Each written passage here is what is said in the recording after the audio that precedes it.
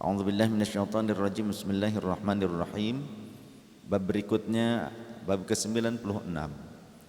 Babu wada'is sahibi wa wasiyatihi 'inda firaqihi li safarin wa ghairihi wa du'a'i lahu wa talabid du'a'i minhu. Bab tentang perpisahan. Wada' selamat tinggal. Bab tentang perpisahan as-sahibi dengan teman. Ketika kita berpisah dengan teman-teman kita, entah teman-teman yang memang berjumpa dalam satu majelis atau berpisah dari kehidupan ini. Wa wasiyatihi, dan memberikan wasiat 'inda firaqihi, ketika akan berpisah dengan teman-teman kita. Lisafarin, entah karena kita akan pergi melakukan perjalanan, entah perjalanan dunia seperti haji, umrah, atau perjalanan yang lainnya. Wa ghairihi, ataupun karena hal yang lainnya, entah akan meninggal, entah karena akan pergi ke negeri yang lain. Wa du'ai lahu, dan mendoakan teman-teman kita. Wa talabid du'ai minhu, juga meminta didoakan dari teman-teman kita. Qala Allah Ta'ala fil Qur'anil Azim, a'udzubillahi minasyaitonir rajim, bismillahirrahmanirrahim. Dalam surah Al-Baqarah ayat 132 sampai 133. Wa wassa biha Ibrahim banihi wa Yaqub ya baniya innallaha astafa lakumud-din fala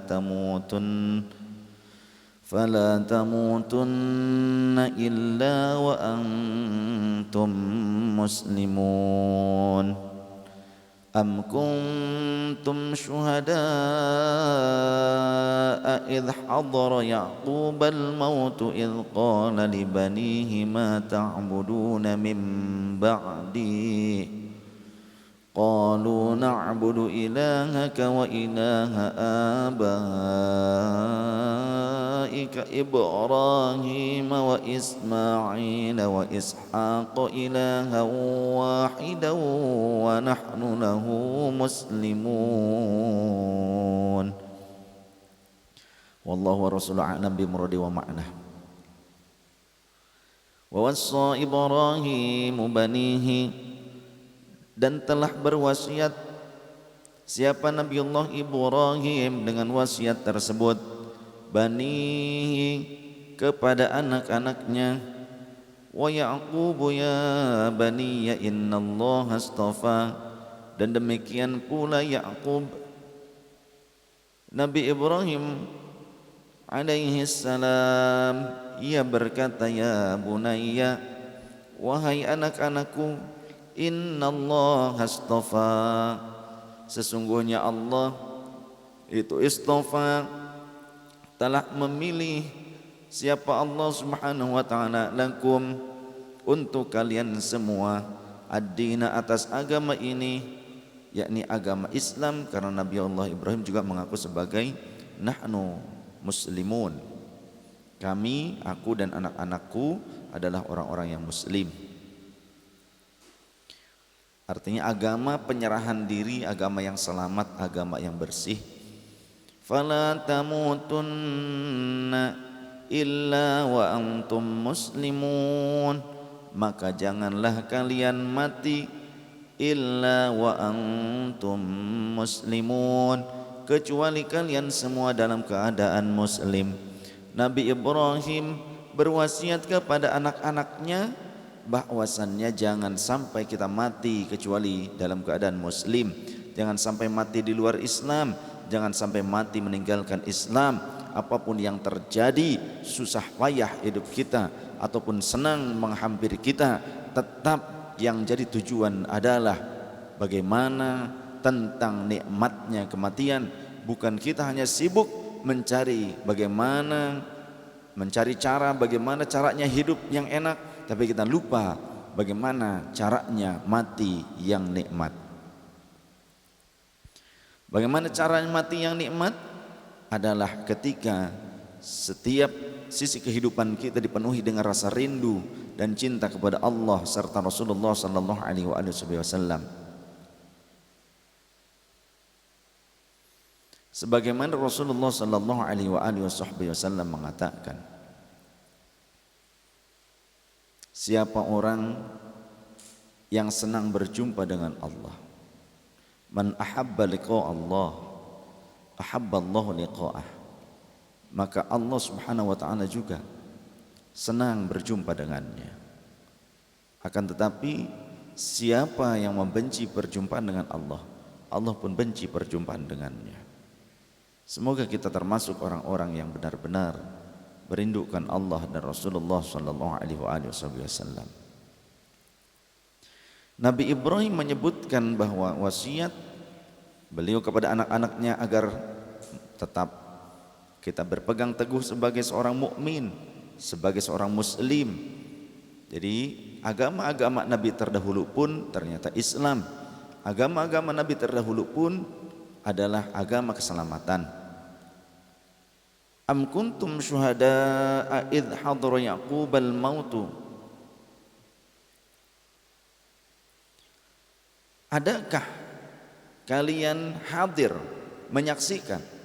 Am kuntum, apakah ada kalian syuhada'a sebagai orang-orang yang menyaksikan idh hadara Yaqubal mautu, ketika kematian hendak mendatangi Nabiullah Yaqub, ketika Nabiullah Yaqub menjelang wafatnya, ketika terlihat tanda-tanda kematian pada Nabiullah Yaqub alaihissalam,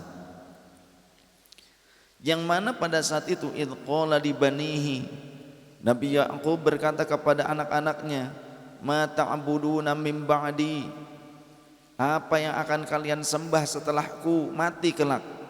Qalu, maka anak-anaknya menjawab, na'budu ilahaka, kami akan menyembah Tuhanmu wahai ayahku, yakni Allah Ta'ala, wa ilaha abaika Ibrahim wa Ismaila wa Ishaqa ilaha wahida, dan juga menyembah Tuhan dari bapak-bapak moyangmu, yakni Nabiullah Ibrahim, kemudian Ismail, kemudian Ishaq, ilaha wahida, sebagai Tuhan yang tunggal. Wa nahnu lahu muslimun, dan kami adalah orang-orang yang berserah diri tunduk patuh kepadanya, kami adalah orang-orang muslim, kata anak-anak Nabi Yaqub. Dari ayat ini pun dapat kita ambil pelajaran bahwa lafad abun, lafad ab, lafad bapak, lafad ab itu belum tentu orang tua kandung, belum tentu ayah kandung. Karena di sini anak-anak Nabi Yaqub menyebut bapak juga, ya, kepada selain daripada ayah Nabi Yaqub. Di sini wa ilaha abaika, dan juga ayah dan juga Tuhan dari ayah-ayahmu. Siapa? Nabi Ibrahim, wa Ismail dan Nabi Ismail, wa Ishaq dan Nabi Ishaq, ilaha wahida. Jadi tidaklah dalam bahasa Arab lafaz abun ataupun umun bermakna orang tua kandung selalu. Tidak mutlak. Kita bisa menyebutkan ab ketika kita ternyata juga dirawat oleh paman kita. Kita menyebut kepada paman yang merawat kita sebagai ab, seperti halnya Nabiullah Ibrahim kepada Azar. Al-Azar laisa abuhu walakin ammuhu. Azar itu bukan ayah kandungnya Nabi Ibrahim, tapi pamannya yang mengurus, yang merawatnya sejak kecil. Karena ketika Nabi Ibrahim meminta ampun untuk Azar, ditolak oleh Allah, dilarang oleh Allah memintakan ampun untuknya. Tapi ketika sudah hijrah Nabiullah Ibrahim alaihissalam membawa keluarganya berdoa. Ketika berdoa, Rabbighfirli wa liwalidayya walil mu'minina yauma yaqumul hisab. Nabi Ibrahim ternyata meminta ampunan untuk orang tuanya, walid, orang tua kandung. Maka kemudian diterima oleh Allah Subhanahu wa taala permintaan ampun untuk orang tua kandung. Siapa nama ayah kandungnya? Abuhu Tarikh. Sedangkan ayah kandung Nabiullah Ibrahim namanya Tarikh.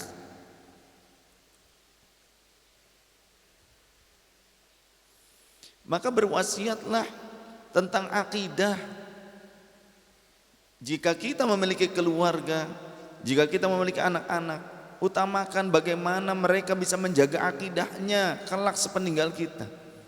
Jika saat ini kita punya keluarga, upayakan yang paling utama adalah pendidikan akidah. Pendidikan akidah juga pendidikan akhlak.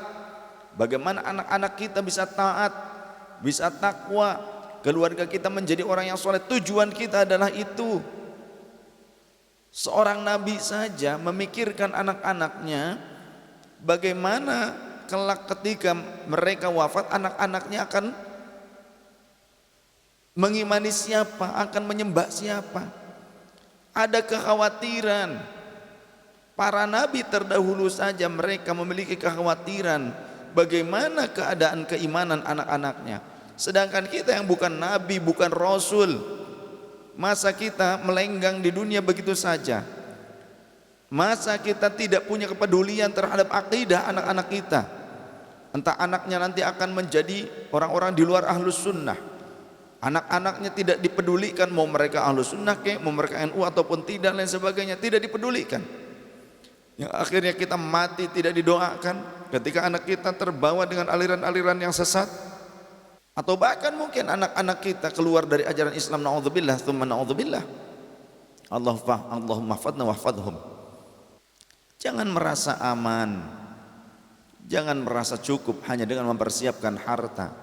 Harta bisa habis dan belum tentu menyelamatkan kita jika kita tidak benar cara mentasarrufkan harta tersebut. Kita berharap selamat dunia wal akhirah. Kita berharap anak-anak kita akan membacakan Al-Quran untuk kita. Kita berharap kelak yang memandikan jenazah kita bukan orang lain, tapi keluarga kita yang faham ilmunya. Kita malu jika aurat kita dipertontonkan kepada orang lain. Kita punya harapan, terlebih di dalam perjuangan Ahlus Sunnah wal Jamaah. Kita punya harapan anak-anak kita melanjutkan perjuangan ini. Kita punya harapan ketika kita wafat, anak-anak kita tidak bertikai memperebutkan harta. Jika anak-anak kita dibekali dengan ilmu agama yang benar, maka peninggalan harta kita akan disedekahkan oleh mereka, diwakafkan oleh mereka untuk majelis, untuk pondok pesantren, untuk masjid, musholla.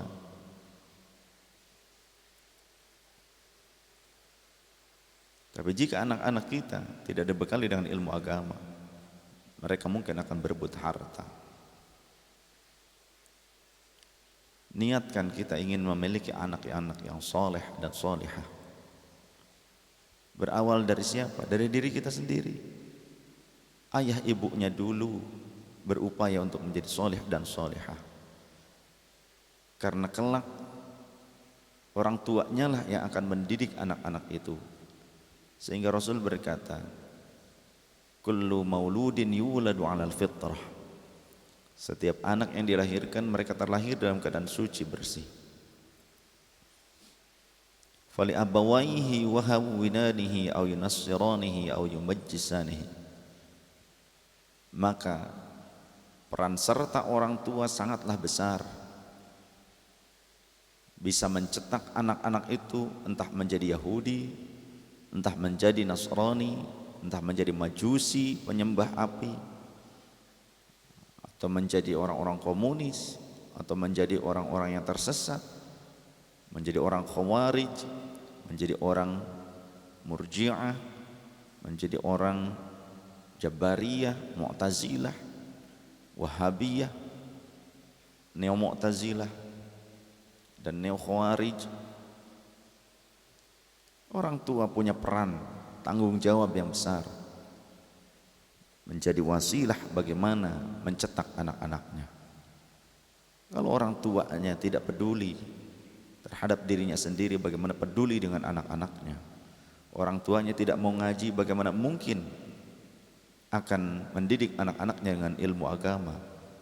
Bagaimana mungkin ketika orang tuanya tidak mau dekat dengan ulama, tidak mau memuliakan pewaris-pewaris Rasul, para ulama yang benar-benar ulama, yang alim, yang soleh, bagaimana mungkin anak-anaknya akan cinta kepada para pewaris Rasul yang membawa risalah sepeninggal Rasul sallallahu alaihi wasallam?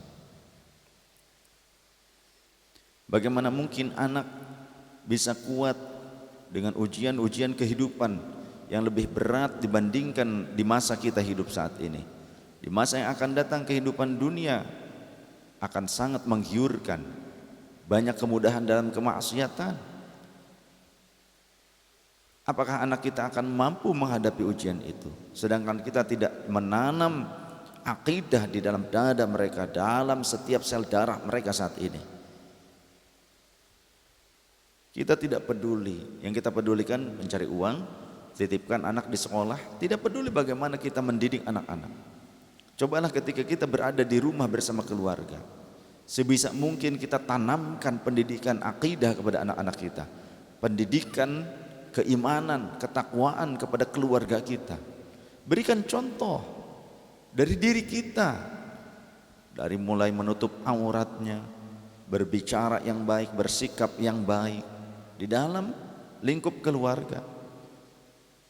Tidak mempertontonkan ribut, bertengkar di dalam rumah tangga, tapi berikan contoh senyuman, kesabaran, ketabahan, pasrah, sabar, akhlak yang mulia. Berikan contoh sholatnya, saumnya, membaca Quran, mempelajari Qurannya, mempelajari kitab-kitab fikihnya. Kita tak mampu, bareng-bareng ajak keluarga kita kepada ulama yang benar-benar bisa menjadi rujukan, yang bisa menjadi seorang panutan, yang benar bisa menjadi mursyid bagi kita, petunjuk bagi kita. Bukan hanya kita memberikan petunjuk kepada anak kita sebuah tontonan, bukan tuntunan tapi tontonan.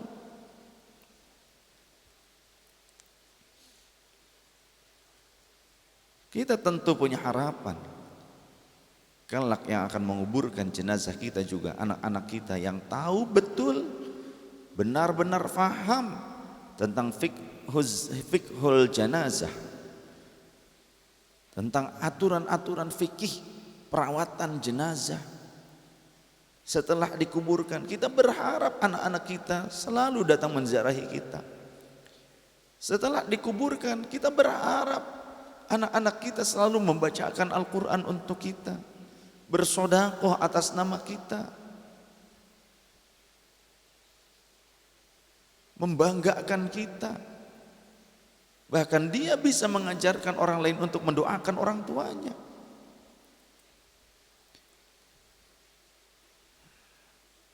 Kita punya harapan ketika kita wafat, harta kita akan ditasarrufkan untuk hal-hal yang baik, untuk sedekah, wakaf, jariyah, bukan untuk diperbutkan. Kalaupun tidak diperbutkan, bukan untuk dihabiskan untuk foya-foya, apalagi sampai mereka bertikai satu sama lain. Kita berharap anak-anak kita dalam kondisi saling menjaga persaudaraan, kasih sayang di antara keluarga. Maka cobalah tanam dari sekarang